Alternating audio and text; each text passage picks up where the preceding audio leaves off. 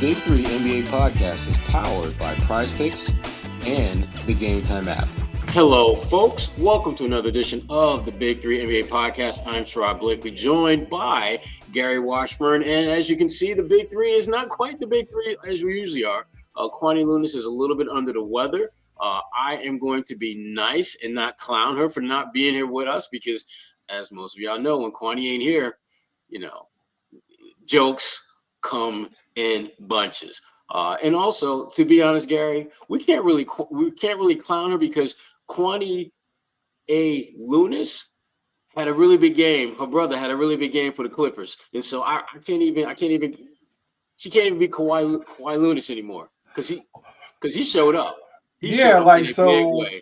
So we have to find another definition of load management, because Kwani Lunis, is no longer Kawhi Leonard. What are we doing here? So because Kawhi Leonard is hooping, so you can't call it Kawhi Leonard anymore. Exactly. I know.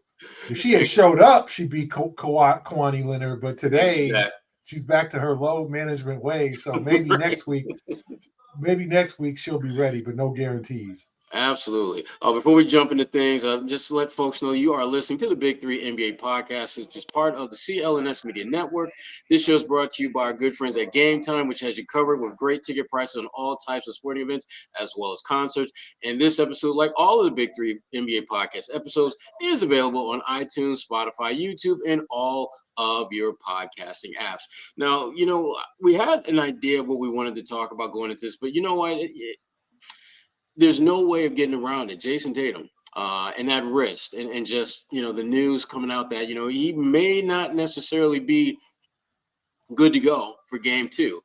Jayson, after game 1, when he fell on that wrist in the fourth quarter, when he talked to the media afterward, seemed really pretty confident that he was a go, but obviously not quite as solidified as far as his availability in game 2. Gary, what's your take on Jayson Tatum's situation now?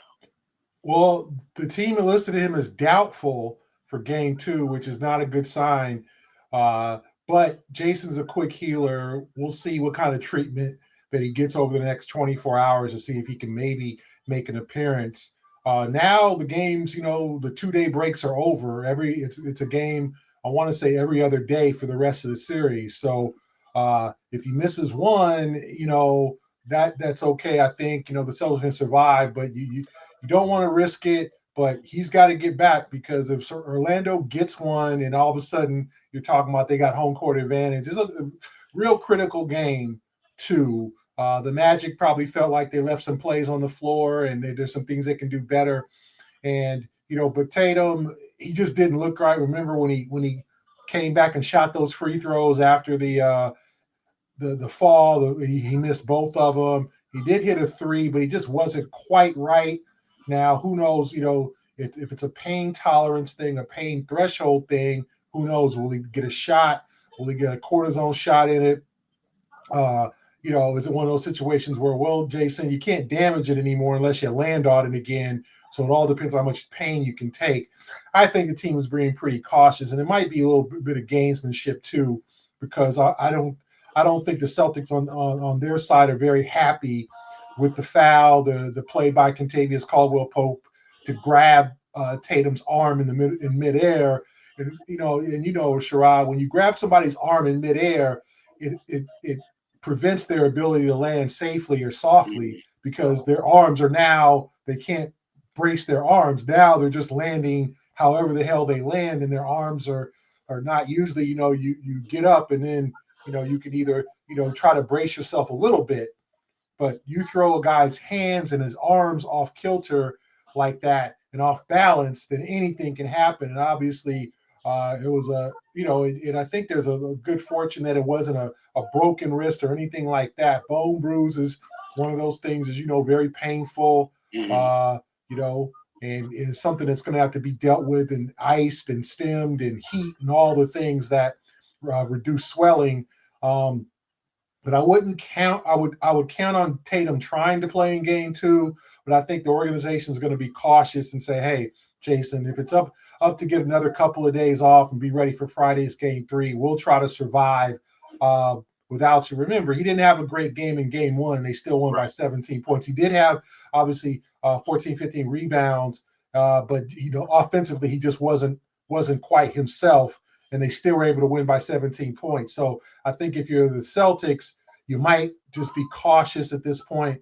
But then again, do you play him game two, and then when you got a 2-0 lead, try to rest him game three? Like that's all this is kind of iffy if you want to try to get that 2-0 lead. I think that's important for the Celtics to go back to Orlando up 2-0.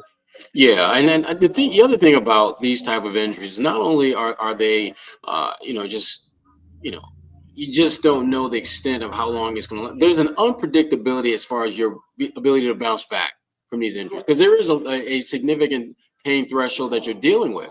But there's no timetable. This isn't like a twisted ankle where you should be back on the floor and back to yourself in 2 weeks or 3 weeks or 4 weeks. Bone bruises are incredibly unpredictable like that. And I do think there's a little bit of gamesmanship with this, Gary. I think that the Celtics are looking at this thinking that, to your point, at some point, games are going to be played every other day. So your best bet might be to sit him out when he does have an extra day or so built in the rest. And so you've already shown you can win with him not having a great game. So if you can go into that or go to Orlando up 2-0, you might be playing with some house money there, where you might be able to sit in maybe 2 games and then see what happens there. And if we're being honest and candid, I mean, it's not like Tatum was the only cat that had a rough game. Would anyone be surprised that Kristaps Porzingis went out there and bust him out? I mean, he was 1 for 8, had 5 points. The likelihood that he's going to have back-to-back games in this series playing that poorly is highly unlikely. So if you're the Celtics, it might make sense to kind of keep him out in game 2 and just see if some of the other guys who maybe weren't great in game 1 can kind of get it going and have a similar end result. Because the one thing that doesn't change no matter whether Tatum plays or not is this: Orlando can't shoot. They can't shoot. That ain't going to change whether Tatum plays or not. I mean, they go back and look at that game, and to me, it was very much a rinse, recycle, repeat moment where they move the ball around, they get open shots, they miss. They move the ball around, get open shots, they miss. And that's been a recurring theme with them all season long. And the Celtics, I thought, as the game wore on, they tightened their defense up a little bit. And I think without Tatum out there, I think there's going to be a greater emphasis on what they do at the defensive end of the floor, which means shots are going to be even harder for Orlando to come by. So I think the idea of Tatum potentially not playing, it's not a bad idea. But you know what, Gary, the bigger issue I think that this speaks to, and this is something that Al Horford talked a little bit about, and I think a couple other guys were asked about as well, is the physicality of this series. And they point to that specific play where Tatum got hurt, but there were a number of other plays throughout the game where that line that exists between being physical and being too physical, it seemed that Orlando kind of went back and forth a little bit on that. What's your take on the physicality that we've seen after, in that first game? Well, I think the best way to Orlando to have a chance to win this series is to be the much more physical team and to try to beat the Celtics up. And I think that's what's been the recipe for trying to play against the Celtics this year is to be more physical and push them around. And they have some big dogs in there with Wendell Carter and Jonathan Isaac, Banchero, obviously. That dude's a physical behemoth.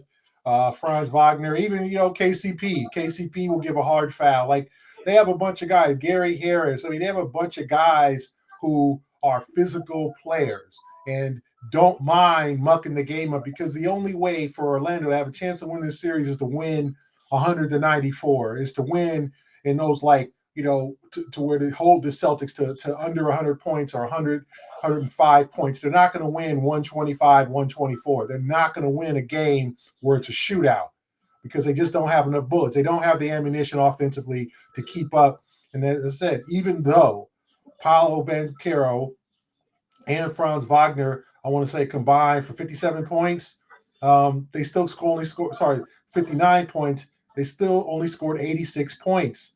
The rest of their guys scored 27 points on 10 for 30 shooting. So, and that's pretty much how it's been. The only guy you ain't beat many teams when you do that. Yeah, the only guy who did not get warmed up that can get hot is Cole Anthony. Cole Anthony had a couple of buckets, but just wasn't himself. He had 26 in the game the play-in game against Atlanta. So he's capable of a 20-plus point game very easily, right? And you got to assume that, let's say, a KCP or a Cole Anthony or someone, a Jonathan Isaac, or someone who you don't expect is going to have a 10 or 15 or 18 point game. Somebody besides Banchero and Wagner is going to get hot. They're going to find it. Okay. But the thing is, can Banchero and Wagner combine again for another 59 points? Can Banchero, hit another 5 threes or 4 threes as he did in game one? Like, all those are questions that the Magic is a point of concern, because you had your best player have a very good game, your second best player be pretty good, and yet you lost by 17.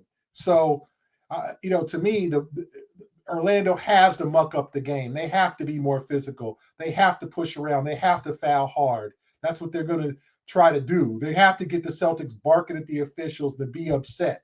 They're not going to win the game just being a conventional team. They had one great quarter, 31 points in the second. Their other two quarters are 18, 18, and 19. That's not going to get it done. I mean, that's terrible. The Celtics pride themselves on allowing 25-point quarters. Anything 25 and below, they are really happy with themselves. So they did that 3 times, and they didn't even get 20 points in 3 of those quarters. So Orlando, to me, has got to figure out how to score, as opposed, and another way to lower that grade in terms of like not have a high scale for scoring is be physical and just push guys around, get the Celtics off, get them upset, get them where they're erratic. If not, this series is over. Yeah, and I think that was one of the things that I don't think that was necessarily his first and foremost thought. But when Tatum went down and Joe was, keeping the training staff back initially, and then was, telling Tatum get up, I think that was part of the thinking there, that, we're not going to allow their physicality to change what we do. You're going to get your ass up and we're going to keep playing, because you're right. Gary, their only shot is to allow the whole concept of physicality to be a distraction to the Celtics and get them to thinking more about trying to avoid getting fouled or trying too hard to retaliate than just playing their game. Because if both teams play the game the way that they have been playing all season long, we're going to see 15, 20-point wins, the rest of the way for Boston going into this thing. There's no doubt.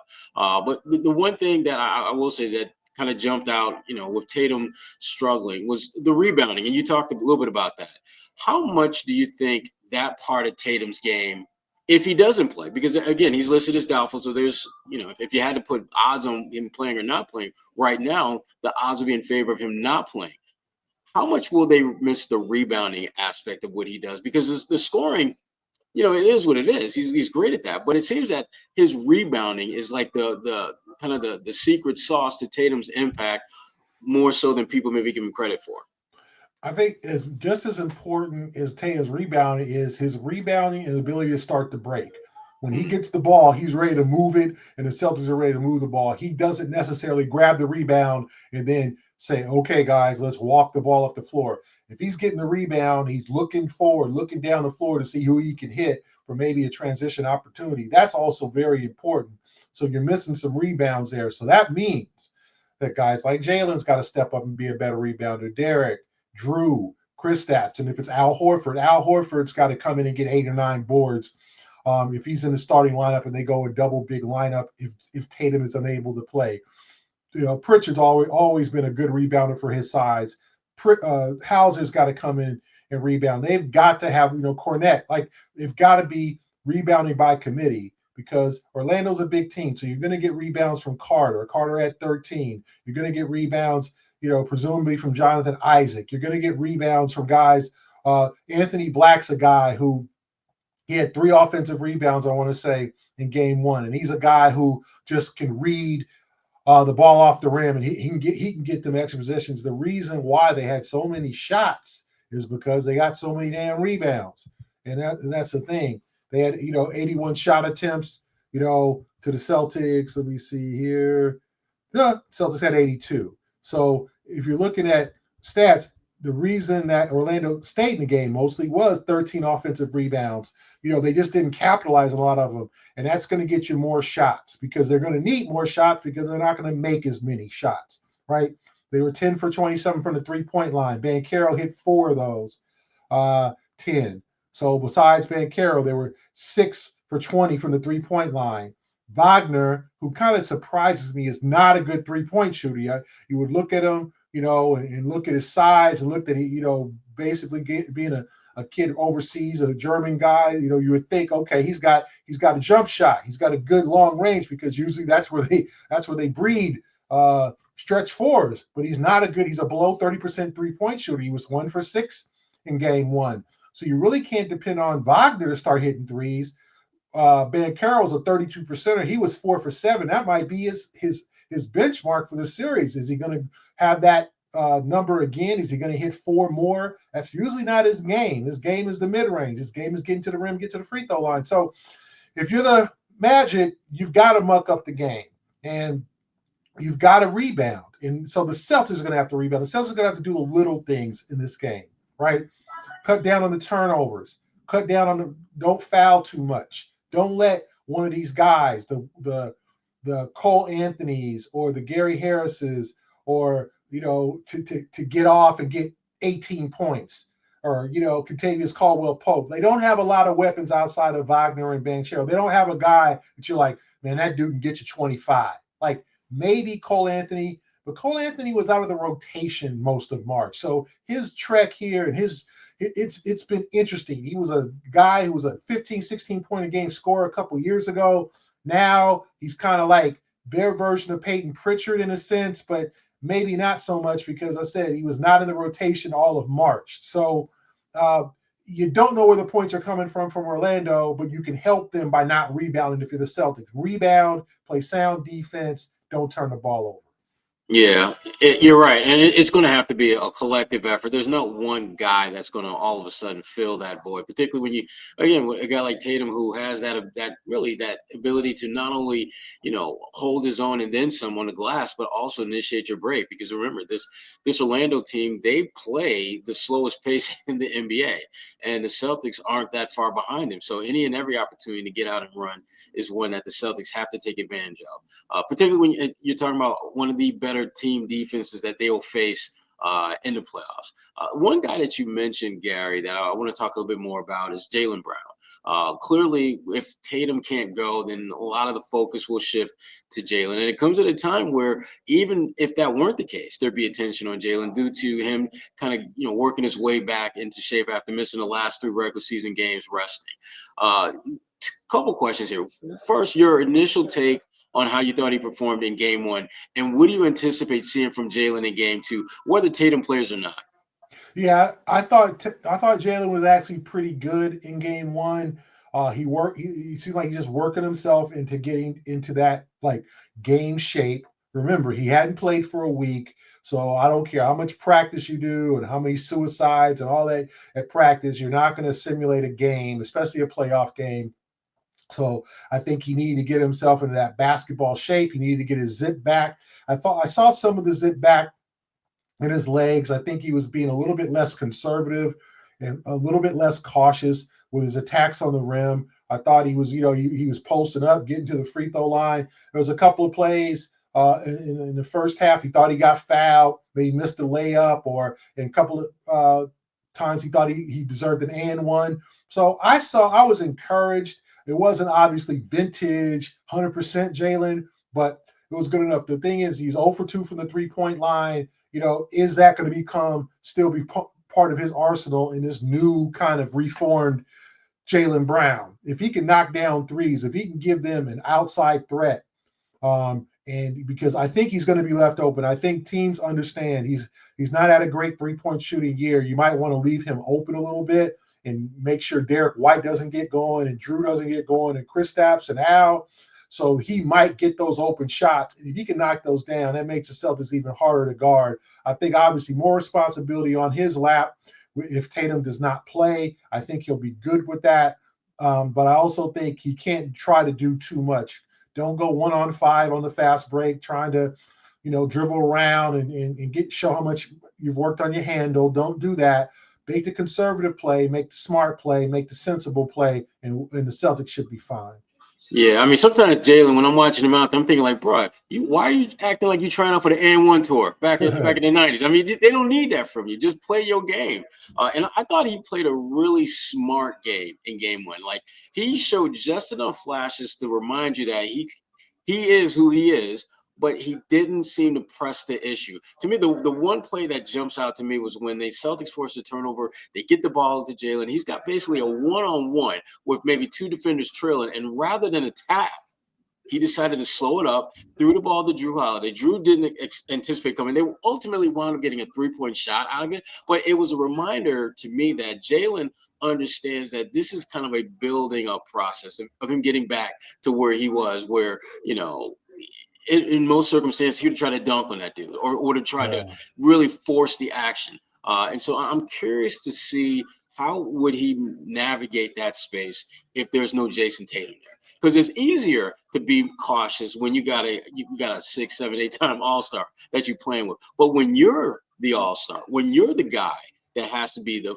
focal point of what's happening out there, are you going to still have that patience that you showed in game one, or are you going to try to be overly aggressive and try to do things that, again, under normal circumstances are well within your skill set, but considering you're building your way back after missing those last 2 regular season games, getting yourself healthy for the playoffs, are you going to try too much? I want us to do something a little bit different, Gary. I want us to play a game, a little credit cake game. We always play the blame pie game. Let's play credit cake game. This is what we're going to do, Gary. Gary's looking like, what is this dude talking about? Jayson Tatum, Jaylen Brown clearly struggled. They weren't themselves in game one. Did the credit go to Orlando's defense, or was it just Jaylen and the Jays just not having a good game? Who should get the credit for them not being as impactful as they usually are? I'm going to give the blame or the lack of credit to Tatum. I didn't think Brown was that bad. 6 for 14. I thought Tatum, 8 for 22, again, trying to do too much in terms of the 3-point shot. 1 for 8. And the 8 and the 1 came after he injured his wrist, which was just interesting. Yeah. Right? He missed all 4 of his free throws. So he had 17 points, should have had 21 with the made free throws, 14 boards, 4 assists, a steal, and a block. But it was a plus 23. So his minutes were all together completely positive. Jaylen a plus 11, Drew plus 15, Kristaps, even in his struggles, plus 17. But with Tatum, I know he wants to be that floor stretching 3-point shooter, and it just ain't happening right now. He finished 34% for the season. He starts out game 1 for 8. Like, I'm not sure if what do you try to get it back during the playoffs? Do you change something in the playoffs? Maybe another glitch in his fundamentals or his release, or do you just say, you know what, I'm gonna take them when they're there, but I'm not gonna try to force them up. I'm gonna limit myself to 6 attempts per game, not 10. Right. And I said he was 1 for 8, so I give the blame or the responsibility, the struggles to Jayson Tatum. I didn't look and go, wow, they're just really defending him well. Like, when you see someone like a Amin Thompson or somebody, and you're like, wow, that dude's D'ing Jayson up. You've seen it. We've both seen it. Yeah. I didn't look at that and go, wow, they're really, really checking Jayson tonight. They're making it hard on him. I thought Jayson missed a couple of bunnies and also missed 7 threes. 7 of his 14 misses were 3-pointers. Yeah, and a lot of those misses, I mean, as soon as it left his hands, you could tell that shot ain't going in. No shot. Definitely, it'll be interesting to see how once he returns, whether it's game 2, 3, 4, whatever, how he performs. But before we go any further, I want to give a quick shout out to our good friends at Game Time, which has you covered with great ticket prices on all types of sporting events as well as concerts. again, the first place I go when I'm looking to go to a game, to a concert, is Game Time. And with the Celtics in this playoff run that they're going to be on, there are going to be ample opportunities to check them out. And certainly you want to do that and not have to break the bank in the process. One of the really cool things about Game Time app is the all-in pricing that shows you the total price before you get to the checkout.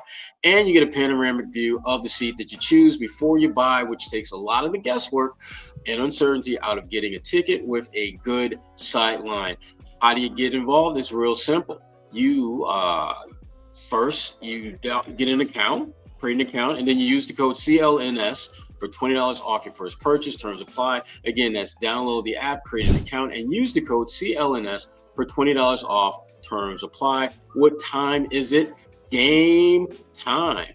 And when you talking about, we've talked a lot about the Celtics, and we, if folks didn't know better, we think that the Celtics were playing the Celtics. Let's talk a bit about the Magic. Banchero was a problem. 36 points, 11 boards, 4 dimes. If you're the Celtics, Gary, what's your approach to dealing with that dude? I mean, do you try things differently? Do you let him get his and then shut down everyone else? How do you deal with someone who has that type of impact on the game? I thought the Celtics defense on him in the second half was a lot better than the first. He's a big guy, and they were doubling him off because he likes to spin and kind of expose his dribble. So I think they were like sending another defender to cut off his ability to spin and to move because he's a big guy. And once he gets into a move, you're not going to stop him. But I thought that they were challenging him a little bit more. I think the 3-point shot, you're just going to have to let him shoot that. Like, he's one of those guys. He's a streaky 3-point shooter. He's not a poor 3-point shooter. He's a below average 3-point shooter, but he can get hot. So he was 4 for 7. I thought in the second half they put a lot more emphasis on ball pressure with him and not making sure he got comfortable into his spots. He's still going to get to his spots. He's still going to hit that 16-footer. That's his shot. That is his bread and butter. That's what he's worked on, that mid-range or whatever. He's trying to add a 3-point shot to his arsenal. And, he's in the one thing you can't do, and I saw when I watched him play Atlanta, was Atlanta fouled him a lot. Okay, the Celtics didn't necessarily foul him a lot.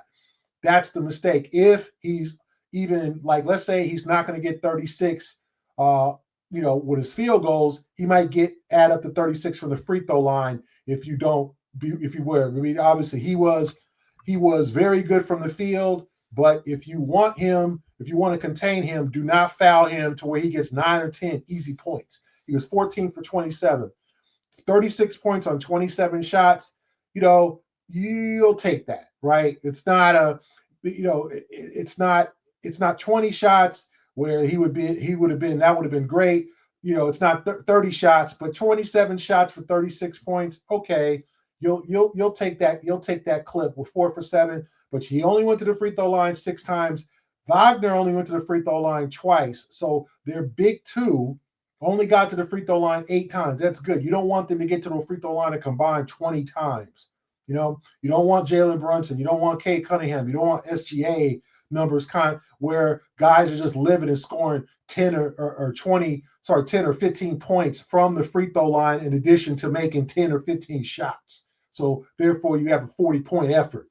So if you're the Celtics, I like the way they defended him in the second half, cutting off his ability to spin, sending a second defender at him when he was trying to do that spin move, make it a little bit more difficult for him, and challenge him, but don't foul him. I thought they challenged him very much in the second half. He had some tough shots, and he missed them, and he was a little upset, probably thought he should have gotten a call, but the Celtics were physical but did not foul. Keep that philosophy. If he hits 4 for 7 3-pointers, some of those 3-pointers, the first one he hit was a rushed, contested 3 to beat the shot clock swish. Like, sometimes you got to tip your cap because he's a great player. He's an all-star. He's a guy who's going to be all NBA. He's not eligible this year because he didn't play enough games, but obviously he's going to be an all NBA guy for years to come. So some of those shots you're going to have to give it up. Yeah, well, in the playoffs, 36 points is still 36 points. It's a big game.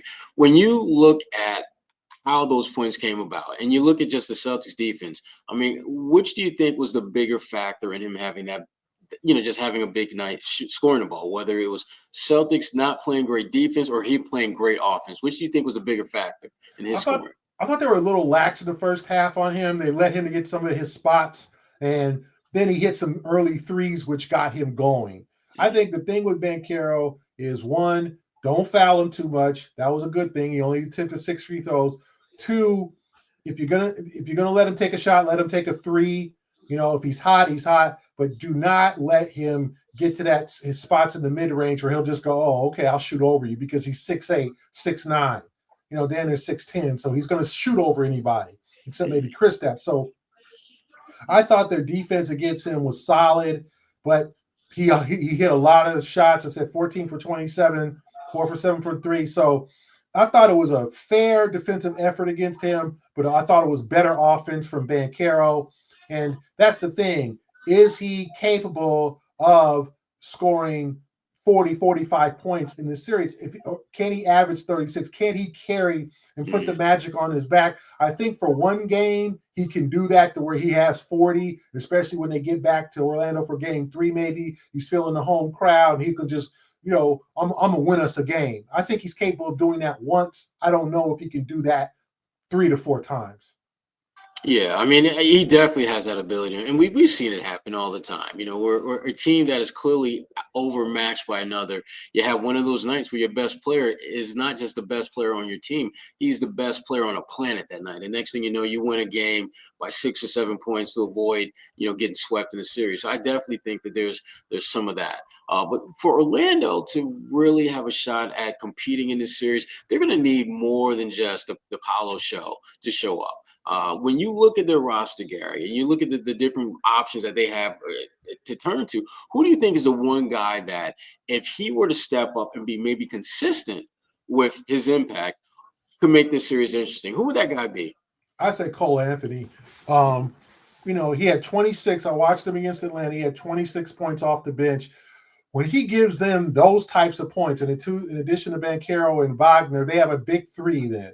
And that makes them better offensively now. And they scored 120 points that game. That's a lot of points for Orlando. But I think Cole Anthony, if he plays that Peyton Pritchard kind of role where he comes off the bench and just says, boom, boom, 2 threes, what? He had 4 points in 10 minutes. Not quite his type of production. KCP has not been very good from the 3 this year. Although he's a defensive presence, I think they expected more from him, and he hit a couple of threes in the first half. But I would say Cole Anthony is that guy that's got to be their number 3 guy. He's got to be that guy that gives them 20. If they can get 30 from Banchero, 20-something from Wagner, 20-something from Cole Anthony, well, it's not going to happen 4 or 5 games, but they can be more competitive in this series because they can't have 4 points from Cole Anthony. Like, they just did not have anyone besides Wagner and Banchero to produce. Jonathan Isaac had 7 points. Jonathan Isaac's, all his points are either putbacks or alley-oop. They're going to be at the rim. Contavious Caldwell-Pope, 6 points. Wendell Carter Jr., 4. And our friend Corey Joseph, a.k.a. Jose Pavone, no points in 5 fouls in 26 minutes. Just not good production. 10 points from your other 3 starters on, let me see here, 4 for 12 shooting. Like that's awful, right? But that's Orlando, right? They don't have those offensive hosses. They were, Jalen Suggs might have helped in this series. He's got knee surgery. He's out for the series. But to me, Cole Anthony is a guy who's got to respond and have a big game for them to have a shot. Yeah. First of all, let's just kill the slander on Corey Joseph. That's my dude. That's my guy. Remember, this is how Corey Joseph. He looks like Jose Pavone. He has been in the game forever. Like Jose Pavone. This brother has been in the game forever. It used to be high school roommates with. Have you ever seen him and Josue in the same room? You know what, Gary? I'm mad that you brought that up. I'm just saying. Have you ever seen him? We all think he's in Oklahoma City. He might be on the Orlando roster. He just grew a beard. What you trying to say, Gary? What you trying to say? Oh, man. Have you ever seen them in the same – I've never seen them in the same place, same time. So. That's my guy, man. Corey Joseph, I'm aka just saying. Josue Pavone from CLNS, or Well, former hopefully, CLNS. well, hopefully, my man Corey Joseph will have a little bit better game for Orlando Magic. But we are at the we're gonna talk about this is to me this is the rainbows and unicorn happy joy portion of the program. We're gonna talk about game 2 expectations, and let's just say that both Jalen and Jayson are able to play. Which of them do you anticipate the Celtics needing a bigger game from if both of those guys are able to play? I think Jayson. If Jayson's able to, he only had 17 points in game 1. His average is 27. If he's able to get his season average or even maybe a 30 burger, the Celtics are going to be very, very tough to beat. You know, he hasn't had he didn't play in 2 of the games in Orlando. So it's a second. He only played 2 games against the Magic this season. Right? They played 3 times. Jayson didn't play in 2 of them. So, you know, I think if Jayson steps up, if he's able to play and has like a 30 ball, I think that just unlocks the Celtics off. Because remember, I don't know if they're going to get 30 more points from Derek White. It was one of those games for Derek White, 19 from Peyton Pritchard. So that took all the relief off of Jayson and Jalen, especially Kristaps, who only had 5 points. I think you're going to have to expect a better game from Kristaps. Maybe knock down a couple of those 3-pointers. And, you know, they're real physical with him, too. They're grabbing him on the back of the jersey, pushing him around. You can see it when he's trying to take those, like, you know, mid-range 15-footers. So it could be a tough series for Kristaps because those guys are physical, too. But to me, Jayson is the man that's got to step up. I expect him to step up if he does play and give them more than he did in game 1. Okay. Well, who's the one guy, Gary, that, you know, when you look back at the game 1 win, obviously, you know, we talked about Tatum, we talked about Brown and their struggles, and we talked about how Derek White was balling out. But who's the one guy from the game 1 win for Boston that we should be talking more about as far as their impact on this series in that game and going forward? I'm going to say Al Horford. I think Al's going to give them some more in game 2. I think he's fired up. And remember, no back-to-backs. You know, Al Horford, 5 points in 25 minutes, was 5 rebounds, 3 assists. He had a steal. So, but he only had 3 shots. I expect him to get some more attempts there, and I expect him to step up and do a little bit more offensively for them. That's the thing. They got 9 minutes, no points out of Sam Hauser. They got, you know, 2 points out of Luke Cornett. They got 19. Like, the Celtics didn't play great either, right? Kristaps, we talked about him, 5 points, a combined 33 from Tatum and Brown on 14 for 36 shooting, 1 for 10 from the 3-point line. You know, so to me, somebody, one of those guys is going to have a breakout game. It might not be Derek with 30 points, but it wasn't like Drew had Drew had his moments. Drew changed the game in the 3rd quarter, but he only took 6 shots, had 9 points. So one of those other guys is going to step up too, just as like we expect Cole Anthony to play better. One of those or 2 or 3 of those Celtic guys, whether it be Hauser, whether it be Cornett, whether it be Horford, whether it be Holiday or Porzingis, is going to step up and have a big game. So to me, it's not bode well for the Magic unless they get an out-of-body offensive experience. Have an out-of-body offensive experience. And then step up on the defense and just hold the Celtics to under 95 points. Yeah, out of body. Oh Lord, Gary, man, you talking some exorcist stuff now, man. Come on, man. Hey, listen. Just real quick before we move on. For those of you listening to this show, we ask that you subscribe to the podcast, like and leave a review. And for those watching the show on CLNS, go ahead and hit that like button and subscribe to the Celtics All Access YouTube channel, where you can find our show and a lot of other great Celtics content that's out there that we crank out every day. So please make sure to turn on your notifications as well so you know the instant a new video drops. And while you're at it, support our sponsors like Game Time, which allows us to keep this content flowing to you free of charge. Take advantage of the CLNS special discount with Game Time, which is creating an account. Use the code CLNS to get $20 off your first purchase. Terms apply. Now, Gary, we are at the portion of the program that I have been waiting for, that I purposely kept to the back simply because I know if I got into it early, we may not talk about nothing else.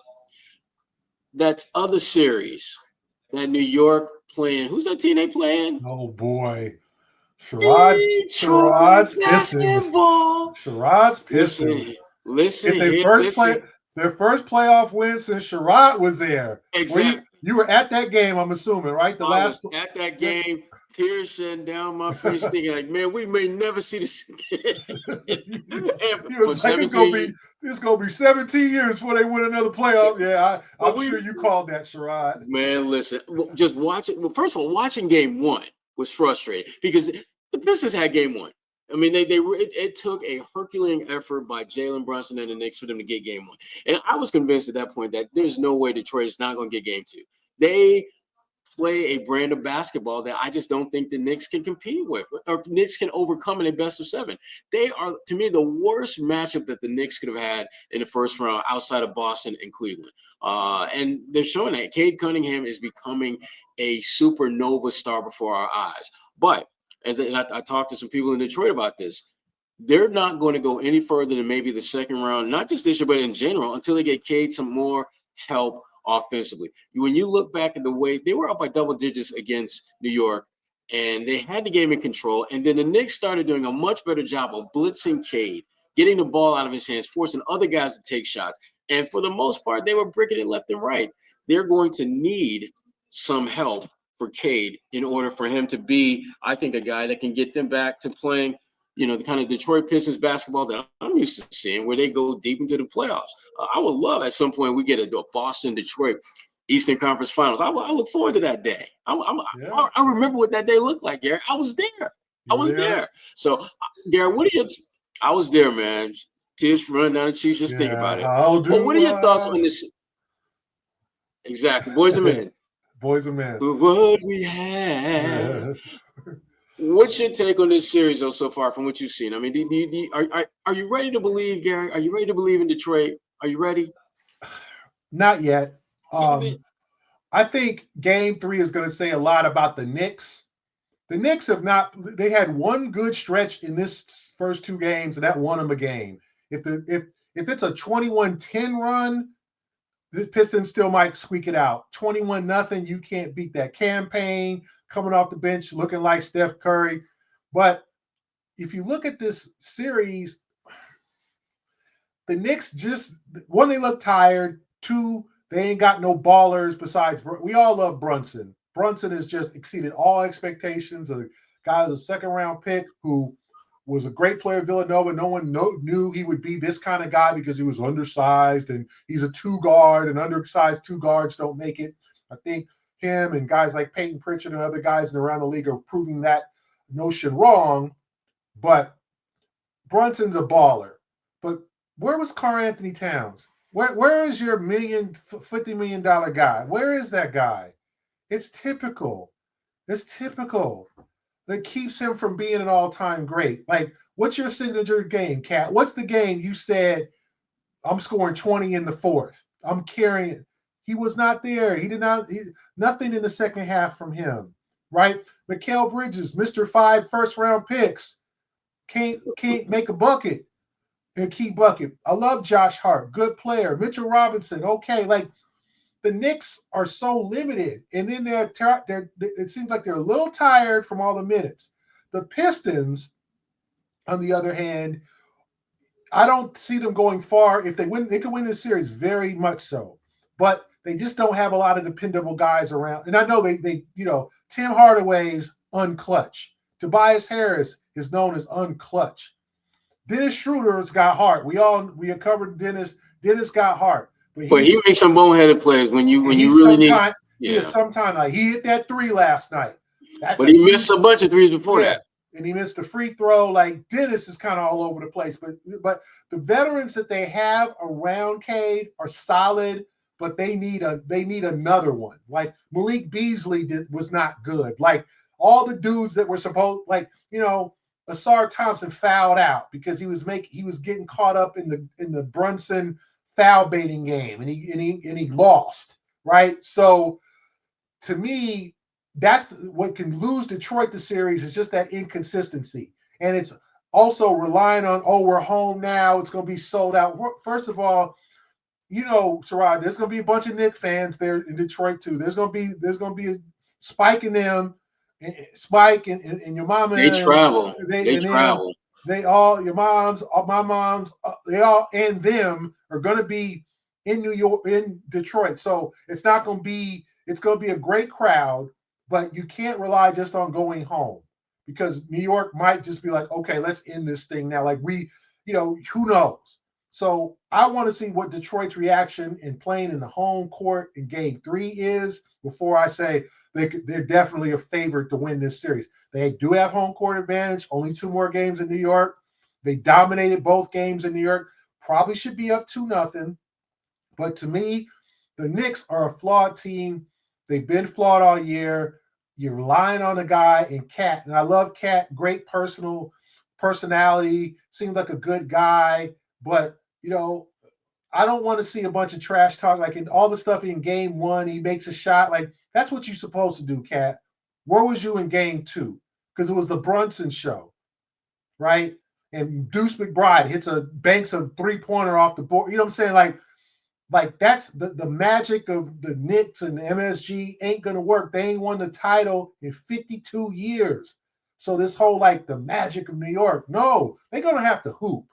And they're gonna have to, we're gonna see what they're made of in these 2 games in Detroit, because they're gonna be some tough games. It's gonna be emotional, the crowd's gonna be wild, New York fans, and hopefully your former city turns out, fills up Little Caesars Arena. Hopefully all the Detroit players are there. All the guys who ain't been back to the arena since 2008 show up. Gary, you will never see as many Gators walking up and down them concourses as you're gonna see in Game 3. It's gonna be like Gator Central, man. You're right. It's probably gonna be Gator Central. Shoot, real talk. I'm going in the archives now just to dusting off some of my. We both wish we could be there for that one because that's gonna be a sight to see. But for sure, to me, that's what is gonna. The game's on Thursday night, so they're gonna have to be ready. Detroit's gonna obviously New York's not gonna take them lightly. New York's gonna play desperately.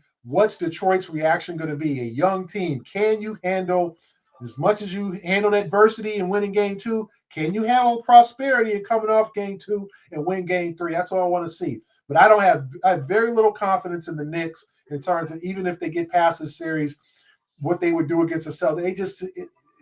They still ain't whole. Right.